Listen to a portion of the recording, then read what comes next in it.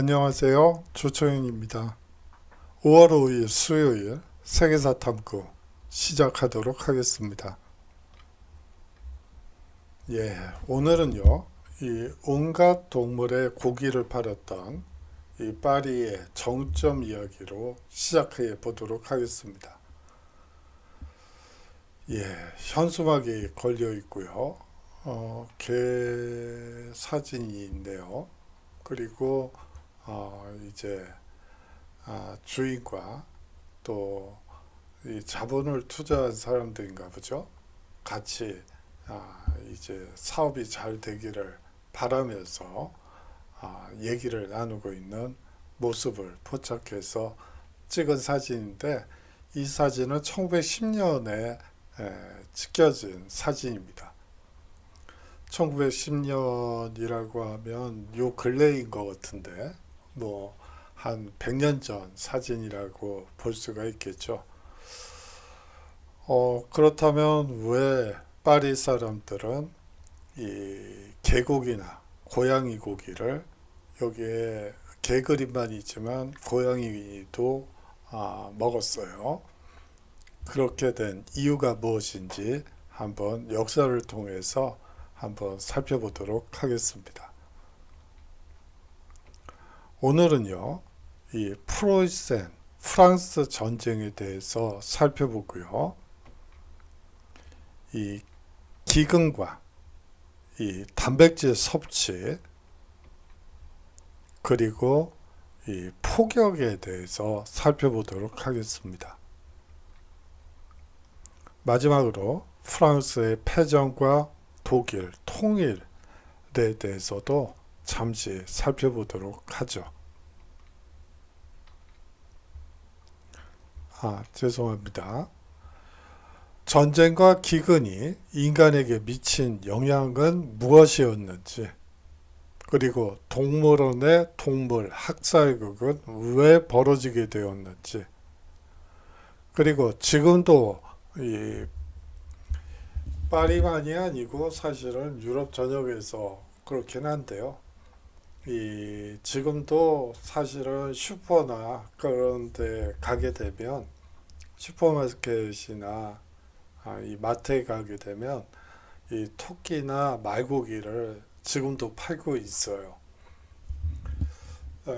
상당히 충격을 받았던 기억이 있습니다. 어떻게 토끼고기를 먹고 말고기를 먹을까? 계속 의아하다. 그런 생각을 많이 했었는데요. 그 이유에 대해서 한번 살펴보도록 하겠습니다. 이 프로이센의 파리 포위 작전을 한번 살펴보도록 하죠. 1870년 프로이센 왕 빌헬름 1세의 군대는 세당 전투에서 나폴레옹 3세의 프랑스군을 제압하게 됩니다. 그 다음 파리를 포위하게 되죠. 1870년 9월 19일부터 1월, 그 다음에 1871년 1월 18일까지 4개월간 이 포위 작전은 계속되었습니다.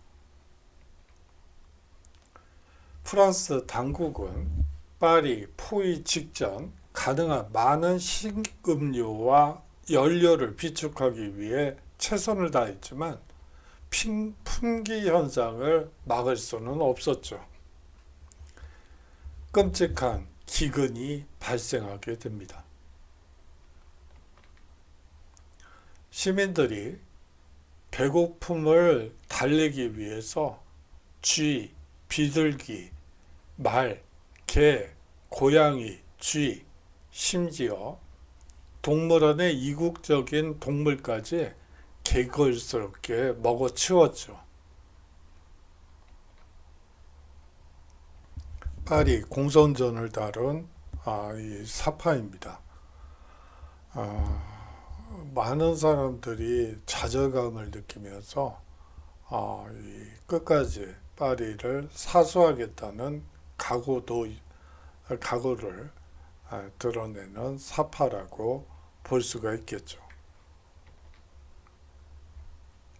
이렇게 해서 등장하는 것이 개와 고양이 고기 정육점이라고 볼 수가 있습니다.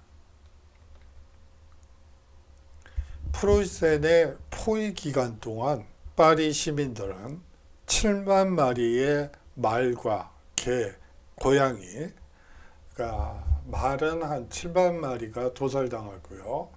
개, 고양이는 얼마가 죽었는지까지 나와 있지 않을 정도로 엄청나게 많은 개와 고양이가 희생당하게 됩니다. 심지어 하수도를 오가는 쥐를 먹어야 했을 정도로 사실상 이 포위 기간 동안, 프로이센의 포위 기간 동안 물자 보급이 제대로 이루어지지 못했기 때문에 이 온갖 동물을 먹을 수밖에 없었던 것이죠. 특히 쥐는 정육점에서도 불티나게 팔리고 파리 레스토랑의 주요 동물성 식자재로 유통되고 있을 정도였습니다. 프로이센의 포위 공격이 4개월째에 접어들자 굶어 죽는 아사자들이 대폭 늘어난 결과 이런 현상이 벌어졌던 것이죠.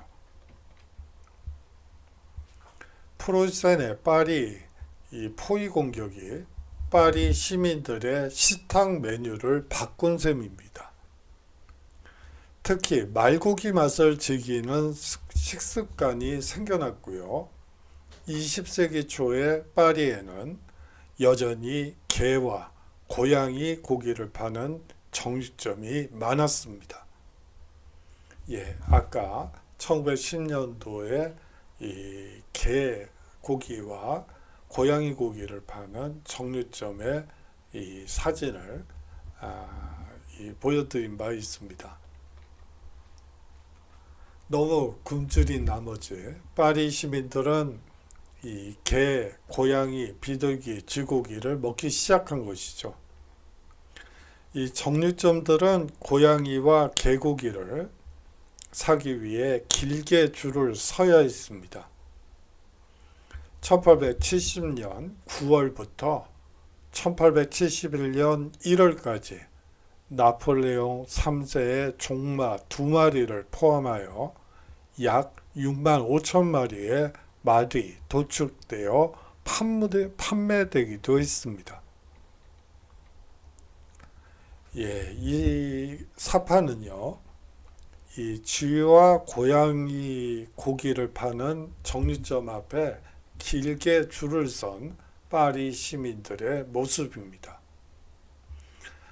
얼마나 많은 인파들이 몰렸으면 경찰까지 동원이 돼서 이제 줄 서는 것을 통제하고 그리고 이 파는 양을 통제하는 조치가 이루어질 정도로 당시 이 파리의 기근은 아주 심각한 정도였습니다.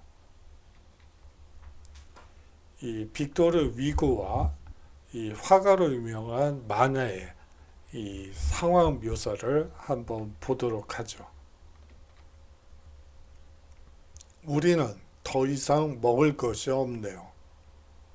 오늘은 개일까요? 아니면 쥐일까요? 배탈이 나기 시작했네요. 우리는 미지 것을 먹고 산답니다. 라고 빅토르 위고는 당시의 상황을 묘사하고 있습니다. 프랑스 화가 에두아르 마네는 다음과 같이 이 시기 동안 있었던 일을 아내에게 편지로 얘기하고 있죠. 이제 파리에는 고양이, 개, 쥐 도축업자가 생겨서 돈을 주고 사서 먹어야만 하오 라고 당시의 상황을 아내에게 얘기하고 있습니다.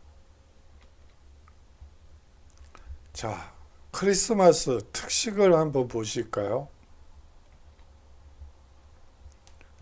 크리스마스가 다가오자 기근으로 굶주린 파리 시민을 위해 파리 식물원은 이 자르댕 데 플랑트는 식물원인데요. 이 식물원 내에 이 동물도 같이 이 전시를 하고 있었어요. 뿐만이 아니고 이 파리 동물원이 또 따로 있었는데 이 값비싼 동물들은 이제 후방으로 보내고 이제 사실상 몇 마리 안 남은 이 동물들을 이 식물원에서 관리하고 있었죠. 이 파리 식물원은 식물원이 보유하고 있던 동물을 돌살해 이 굶주린 지역 주민들에게 공급하겠다고 발표하게 됩니다. 당시 얼마나 심각한 기근 상태였는지를 보여주는 대목이기도 하죠. 이때 파리 유명 레스토랑에 27,000프랑의 카스토르와 플록스라는 두 마리의 코끼리를 판매하기도 합니다. 예. 레스토랑에 왜 이 식물원에 있던 코끼리 두 마리를 이 경매에 붙여서 팔 수밖에 없었을까요? 거기에는 그만한 사연이 있습니다. 당시 이 파리 식물원에서 이 코끼리를 이제 경매에 붙이기 전에 학살하는 장면이 이 그림으로 있어서 한번 살펴보도록 가지고 와봤어요. 사실상 군인들이 이 관람 중이던 아이들을 이제 내보내고 또 부인네들이 이게 왜 이런 일이 벌어지죠? 이제 따지고 뭐 거기에 대해서 이제 설명을 하는 이 군인들의 모습도 보입니다. 하지만 이 크리스마스 특식에서 배제된 동물, 다시 말하면 뭐 여기서 배제라는 표현을 쓸까 말까 고민을 많이 했어요. 사실상 살아남은 동물이라고 얘기하는 게 맞겠죠. 이 원숭이가 있습니다. 이 원숭이는요, 인간과 너무 가깝다고 여겨졌기 때문에 살아남았고요. 사자와 호랑이도 살아남았는데 너무 위험하다고 여겨져서 이들은 특별 관리 동물사라고 할까요? 거기에 특별 보관이 됩니다. 마지막으로 하마가 있는데요. 이 하마는 너무 비싸다는 이유로 이 보존 필요성이 있어서 살려두게 되죠. 유명 셰프의 식재료 사재기가 벌어지기도 합니다. 이 유명 셰프 중에 이 쇼롱이라는 사람이 있습니다.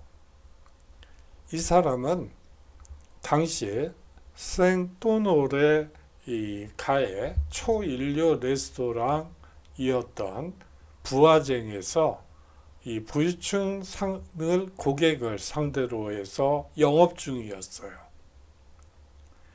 크리스마스 이후 대목을 앞두고 파리 식물원에서 경매로 붙인 식용동물 대부분을 낙찰받은 사람이기도 합니다.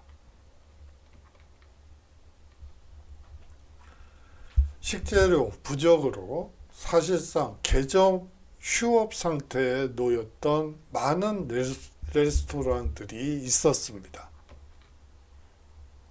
연말 연시 행사가 다가옴에도 대부분의 파리 레스토랑과 비스트로, 선술집이라고 볼 수도 있는데요. 선술집에서는 식자재 부족으로 문을 닫게 됩니다. 파리에서 유명한 레스토랑은 계속 운영되지만 메뉴판을 보기 전에 마음의 준비를 단단히 해야 할 정도로 해괴한 음식들이 이 시기에 등장하게 되죠. 유명 셰프의 오늘의 메뉴를 한번 보도록 할까요? 예. 메뉴판이 있었는데 해상도가 워낙 나빠서 여러분들께 보여드리기가 좀 어렵더라고요. 그래서 한번 정리를 해봤습니다. 오늘의 메뉴를 한번 볼까요? 전체로요. 당나귀 머리로 만든 에피타이저를 제공하고요. 그 다음으로 코끼리 육수로 만든 수프가 등장합니다. 이 분식으로는 영국식 프로스트, 이 낙타, 즉 낙타 구이가 등장하고요. 그 다음에 캥거루 슈트가 등장하고 그 다음으로 후추 소스를 곁들인 공갈비, 그리고 늑대 사슴 소스가 얹어진 곰갈비가 등장하게 됩니다. 하도 생소해서 발음도 잘 안 되네요. 그리고 디저트는 최고급 와인으로 제공되게 됩니다. 새 기념 특식 또한 아주 대단해요. 1871년 새 전야의 가장 상징적인 요리는 의심할 여지 없이 러시아 프랑케 드 함입니다. 이거를 번역하면 쥐고기에 볶은 고양이 고기를 넣은 이 요리라고 여러분들이 보시면 됩니다. 너무 황당해서 발음도 잘 안 되네요. 쥐고기에 볶은 이 고양이 고기를 넣은 이 오늘의 요리가 등장하게 됩니다. 이 요리에는 당대 최고의 빈티지풍의 이 와인과 함께 제공되었죠. 프로이센의 포위 공격 당시 식당에서 식사를 하면서 쥐고기 볶음은 마다하고 샐러드만을 음미했던 파리의 숙녀에 관한 에피소드도 있습니다. 웨이터는 이렇게 얘기했다고 합니다. 아가씨, 여긴 초원이 아니라 식당이에요. 마음 놓고 드시기 바랍니다. 라며 쥐고기 볶음을 먹도록 촉구했죠. 그 다음으로 파리 폭격이 있게 됩니다.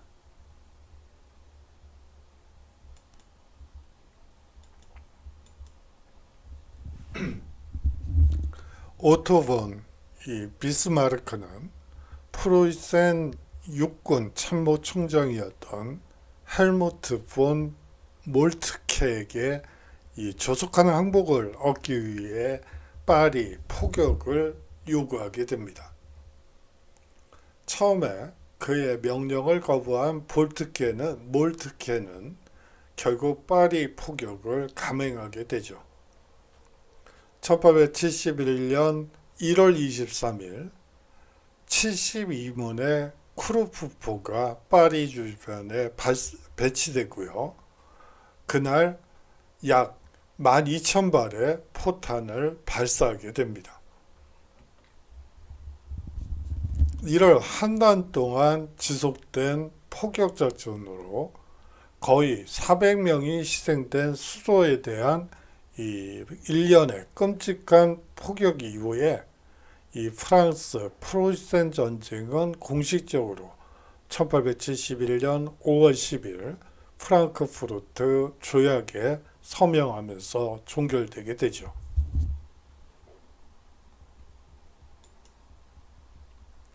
(1871년 1월) 포격 이후에 이 생클루드 이 성곽 주변에 있던 이 도시가 파괴된 이 폭격 이후 파괴된 모습입니다.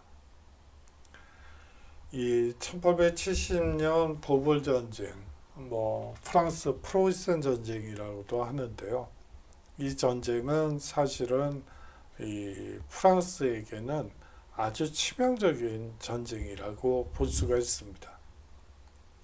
그 이유 중에 하나는 먼저 이 파리가 프로이센군에 의해 포위를 당했던 그 와중에 파리 고민이 일어나기 때문이죠. 자, 이 포위 작전 중에 이제 프로이센군은 팔짱 끼고 쳐다보고 있는데 이 프랑스는 좌우가 날리어서 내전을 벌인 격이 됐습니다. 하나로 뭉쳐서 싸워도 이길까 말까 한 전쟁에서 이 내전을 벌였다는 것은 지려고 작정하지 않은 이상 불가능한 일이죠. 사실상 전쟁할 의사가 없었다고도 볼 수 있지 않을까 하는 생각이 듭니다. 이 시기 이후부터 이제 이 프랑스는 좌우 간의 급격한 대립이 아주 과격한 대립이 계속되게 되죠. 그뿐만이 아니죠. 아주 회개한 사건들이 많이 벌어지게 됩니다. 예를 들어서 인육을 먹은 사건도 벌어지게 돼요. 유명한 현대 이 프랑스 역사가 중에 알렌 꼬르뱅이라는 역사학자가 있습니다. 지금도 살아있죠. 근데 그 사람이 초기에 이제 연구를 하는데 발사학위 논문이 이 인육을 먹은 사람들이에요.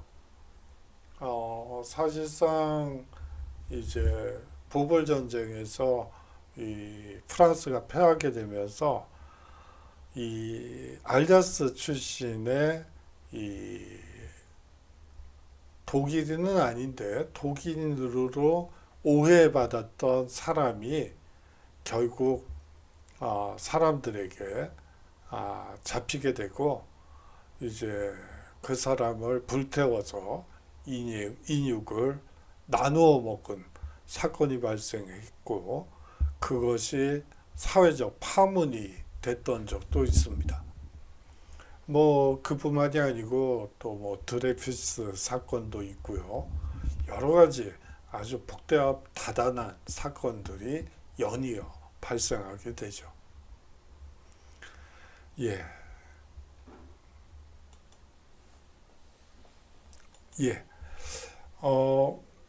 요번 주는 이 동물 얘기를 했으니까 다음 주에도 한번 동물원 얘기를 좀 더 이번에는 동물원에 국한해서 있었던 여러 가지 이야기를 해보려고 합니다.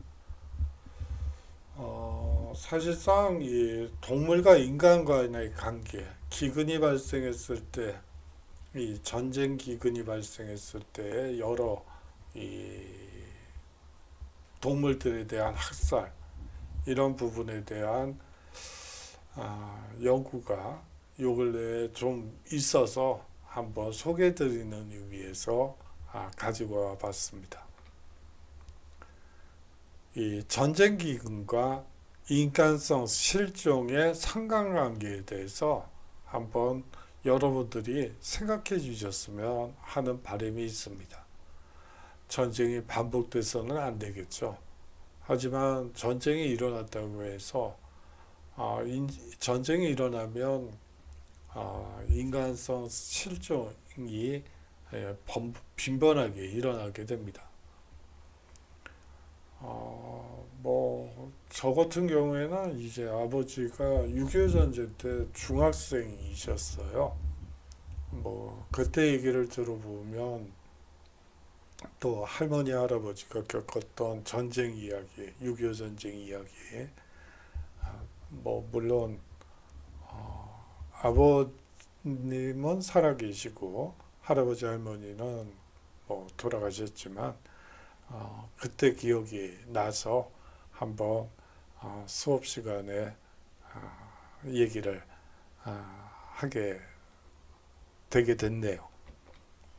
다음으로 이 동물원은 왜 제가 이것도 오타가 났네요.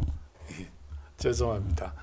이 동물원은 왜 사실상 동물들을 보호해야지 될 이 동물원과 식물원에서 이 파리 기근이 확대되면서 서민들을 위해서 이 동물을 도살하고 도살된 이 소위 말하는 온갖 가축의 동물을 이 배고픈 사람들에게 나누어 주고 뭐 일부는 경매에 붙이기도 하고요. 이런 식으로 운영을 했었는데요. 그것이 그렇게 결정을 내린 이유는 무엇인지 한번 여러분들이 생각해 보셨으면 하는 바람이 있습니다. 오늘 주차 과제는 없고요. 뭐 구주차에 이미 여러분들께 내드렸기 때문에 뭐 이번 주에는 받지 않도록 하겠습니다. 하지만 여러분들이 한번 이런 부분에 대해서 생각해 볼 수 있는 계기가 됐으면 하는 바람이 있습니다. 예, 장시간 동안, 장시간은 아니겠군요. 수업 들어주셔서 감사하고요. 다음 주에 이번에는 본격적인 동물원에 대한 얘기를 여러분들과 함께 해보도록 하겠습니다. 자, 수고 많으셨고요. 다음 주에 건강한 모습으로 서로 인사 나누도록 하죠. 안녕히 계십시오.